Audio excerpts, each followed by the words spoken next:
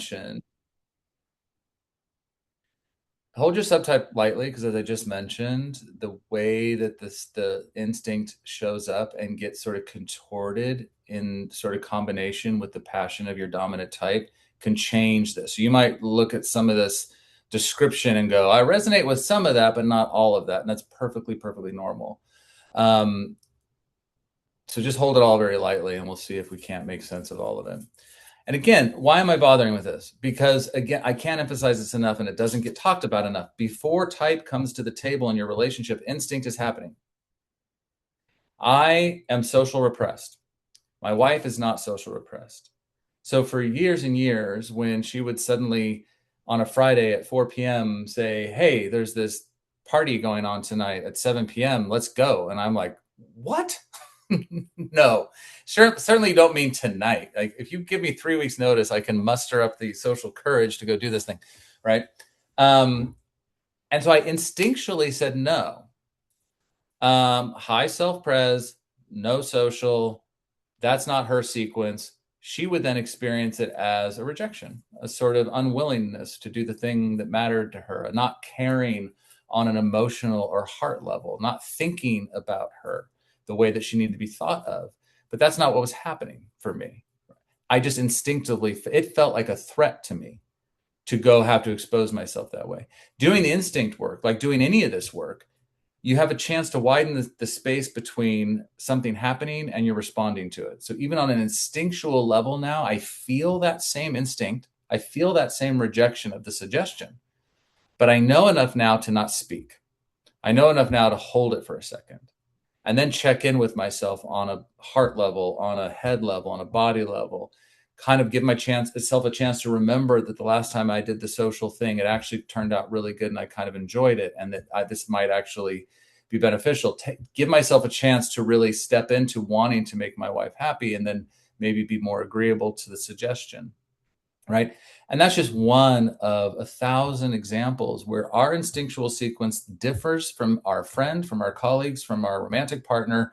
And it is eroding the quality of our relationships because we are saying and doing things without even knowing why. And it's happening on an instinctual level. And it feels literally like a threat to go against it at first. So self-pres, if you're high in self-preservation instinct, you have a natural focus of attention and you shape your behavior around issues related to material security, around nesting and nurturing, around well-being and resources. You're just largely concerned with your physical survival needs. You possess a drive to prioritize anything that feels essential to your daily bodily well-being and survival, from meticulously planning your meals to checking the expiration dates on food. Now, again, this is happening at that level. Doesn't necessarily mean it happens quite that way in subtype. But this is the orientation. So the self-preservation instinct back in the day was, as I already mentioned before, do I have shelter? Do I have food? Is the predator going to get me? Well, now in the context of I probably do have shelter and I most likely have food and there's no predator, it's going to find a different way. So now it finds a way to make sure you feel safe by knowing where the people you care about are. Are they okay? I don't feel safe in my body until I know my loved ones feel safe. I don't necessarily avoid risk, but I'm very conscious of risk. This might cause me to be more attuned to my climate and my environment. Will I be comfortable enough? I know self-preservation dominant types that fuss with the thermostat all day long because they have to get it just right or they literally can't function. More attuned to health maintenance. That's not the same as self-care because, like a self-preservation 4, for example, that kind of ends up being this learning to endure a lot of suffering and discomfort and not necessarily orienting towards caring for the self the way that they should. But before the alchemy with the passion of envy for the 4, the instinct itself is all around the body. So it is more attuned to health maintenance as a concept. Even more likely to maintain traditions in this instinct because traditions and routines and things that are predictable make the body feel safe. It's something the nervous system can rely on. There is sometimes a dissonance between conservative and indulgent behaviors, which is really interesting because as a self-pres dominant, if your couch isn't comfortable, then you don't feel good, right? You're like, this couch is literally killing me. I can't sit on this thing. I hate it. I have to get a new couch. But I'm self-pres dominant and I have to make sure my 401k reaches my financial goals because I need to make sure that I can retire at the age that I want to retire, and I need to be physically okay. So there can be a tension. You can almost observe this with people in this instinct that there's almost a dichotomy between some of the behaviors. There They can be a little bit of a me first posture with this as well. A little bit of a, I want to share as long as I have enough for myself. It's not a conscious greed. It's just, I have to make sure I'm okay. And that's going to focus a little more attention on making sure my needs are met physically before I can share it with anybody else. Now, there are multiple reasons why this instinct could become dominant or repressed.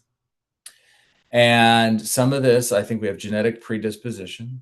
I think actually the science and study of epigenetics shines a big light on this as well, meaning epigenetics is basically the study of certain genes that get expressed and genes that don't get expressed based not only on our experience, but literally being inherited from our parents or our grandparents. People who are deathly afraid of driving in a car, finding out that their grandfather was in this, horrific accident, or something like that. And there's a growing body of research on this that you'll be hearing more about in the next 5 to 10 years. I have no doubt. This can all help inform and shape why an instinct is overactive or underactive. Psychologically speaking, this archetypically is tied more to the maternal caregiver. Now, this doesn't mean it has to be a female caregiver. This isn't talking about any kind of, particular family, makeup of any kind. It's just that it's nurture. It's basically, from in utero through the first year and a half of life, we depend exclusively on nurturing to stay alive. We literally cannot stay alive without a sort of nurture, sort of archetypical maternal caregiver. And many who are dominant in self-preservation either have an over-reliance or under-reliance on whoever that caregiver was. Now, either that was absent, or there's an overdependence even well into adulthood where they stay really, really connected to that caregiver. Now, in my experience, more often than not, is that those dominant or repressed has more to do with a lack of connection with that caregiver than the over reliance, although I've seen both. But what I mean by that is if the caregiver was absent, you didn't get what you needed from that caregiver. There's a tendency for some to say, okay, well, then I'll just have to do that for myself. I'll have to mother myself. I'll have to nurture myself. I will go meet all my nurturing needs. Or the opposite can happen. You say, well, I've lived this long without it. I don't need it. I'll just put that away. I don't need to worry about that stuff. And then it becomes repressed in you. Again, that's not 100% true. There are obviously nuances and variations of how this ends up presenting for people, but that's something to look at. If you're self-preservation dominant or repressed, what is the relationship you had with your primary nurturer?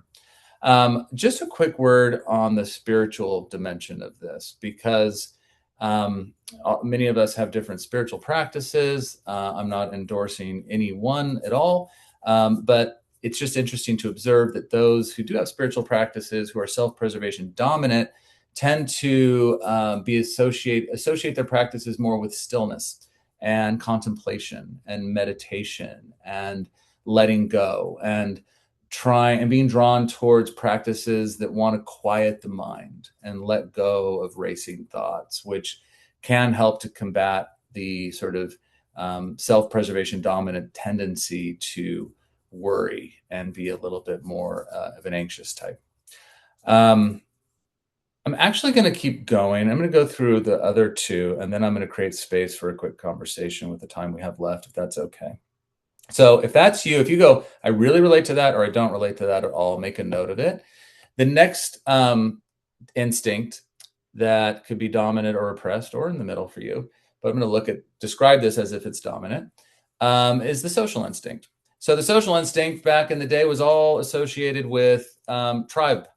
Where's my people? There's safety in numbers. You can look at the animals and think and watch them. They run in a herd, less likely to get picked off by the predator, or a herd of elephants that could take down a would-be predator. Like, there's always a survival strategy with social groups. And in modern contexts where that's less of a daily threat for most of us, the instinct then starts to focus attention and shapes behavior around matters relating to belonging and recognition and connection. It's around power and influence. So there's a tendency to exchange information from the motivation of who can I rely on or who can't I rely on. There's more of a tendency to build networks and connect with others. There's the wanting to be recognized, wanting to make sure I'm not ostracized. It's an instinct around trust and reciprocity and status. There's a focus on making sure the group is coherent, because if the group's not coherent, the group falls apart. That feels like an actual threat to me. There is more of a good at understanding kind of politics and like what's the pecking order, like who's who. And there can be a dissonance here between seeking acceptance and managing one's image. Sort of like, I want to belong to the group, but I'm always in this tension between how much can I show that will be accepted, and how much do I need to hide. So you almost can feel a little bit of the Enneagram type 3 being read in this, which is why the social 3 is it's like a double 3. It's the social instinct around image management, which is true of all 9 types. And then the double dose of the 3, which is all around image management and how am I being received. And so the contradiction can also look a little bit like connecting with others while also kind of judging them. Where does this person fit in? So psychologically speaking, the social instinct's more concerned and connected to the paternal figure, whatever that was for you or for anyone. As Beatrice Chestnut points out, by the time the child developmentally, gets to an age where they can relate to the mother or the father, they're already in a group. That's like the first sort of group. And they're sort of experiencing whether or not they belong to that group. And beyond that, that sort of archetypical paternal figure is the one that typically bridges the gap, or traditionally bridges the gap, between that first social group and the bigger social groups out in the world, into the community, into the city, into the world around you.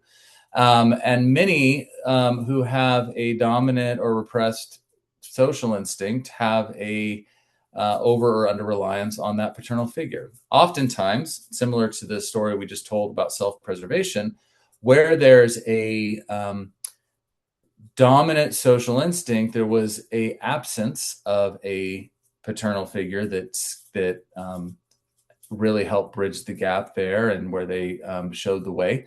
And so they felt like they've got to do it on their own. Or they decided again to live without it. Say, you know what?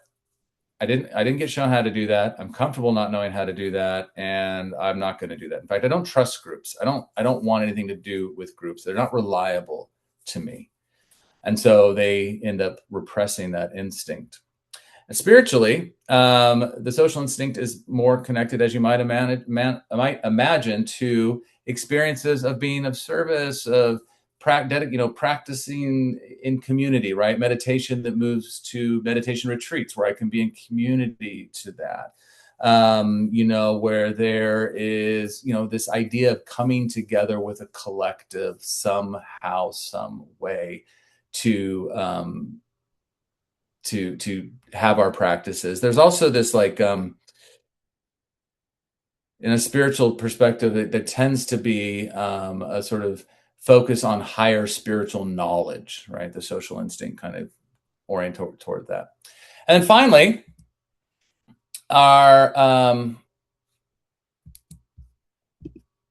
is the sexual instinct, the one-to-one.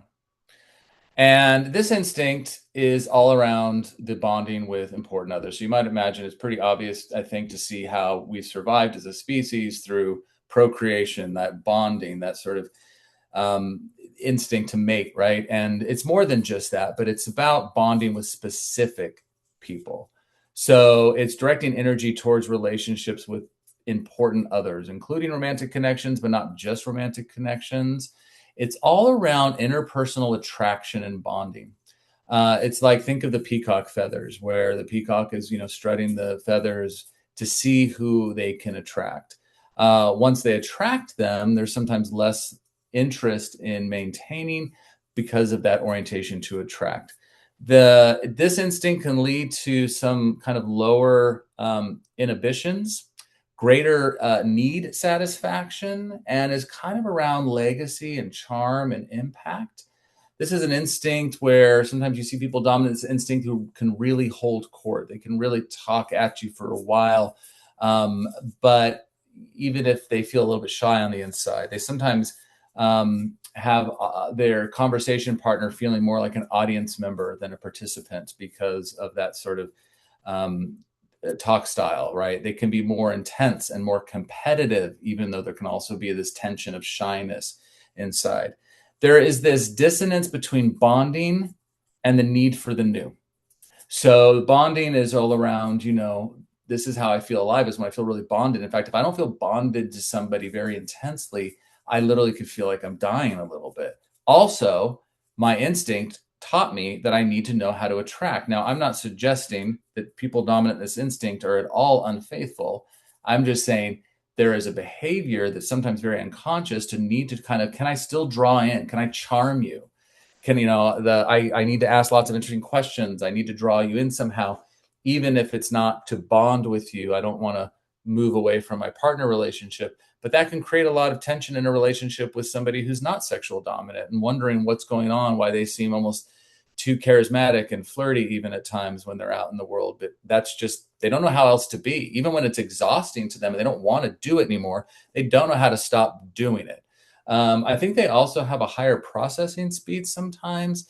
And maybe it's because, or maybe it's not even about processing, but it's about going back to the peacock example. Like, I need to scan really quickly of who I can attract. So that can, sometimes you might experience them as very great listeners for a short amount of time, and then they move on and they kind of can't focus anymore. So psychologically, there is a sort of Oedipal kind of dynamic that's happening here, where the child kind of competed with one of the caregivers to kind of win over the other caregiver, to try to want to bond more intensely. So people dominant in the sexual instinct often report that they have a much tighter bond with one caregiver than they did over the other. So from a sort of Freudian perspective, it would be the Oedipal winner. And those repressed in this instinct would be the Oedipal loser. They weren't successful at doing that. Spiritually, there is more of a connected to the idea of really like union with the divine, right? Sort of this like singular focus on a teaching or a teacher or a guru, or some kind of need for mystical union. They might have a real need to feel the presence of the divine, and whatever that means. Or again, it could be a secular teacher, it could be anything, it could take shape in many forms, but that sort of drive. Why do I mention the spiritual on each of these?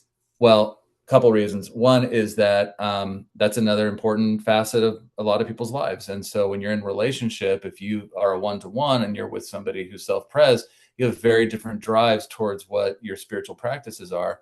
Also, ironically, the spiritual preference that we engage in according to our dominant instinct actually kind of helps us to hold the instinct that's dominant in place and keep it dominant, because it reinforces it, right? The self-preservation dominant who's always going away to meditate on their own, it reinforces that instinct is doing its purpose and keeping that person safe and okay. When to rebalance the instinct, that self-preservation needs to move to social or sexual and do those kinds of spiritual practices and mix it all up. So it's both shining a light on the differences that could exist in your relationship, also the patterns of your spiritual life that might actually reinforce things that are unwanted. So I'm going to pause because that was a lot of information, and I'm going to open this up. What the hell just happened? Did I just lose everybody? We're all No, here. we're here. I lost the There you are. All right. That was a lot. So let me pause and ask what you need clarified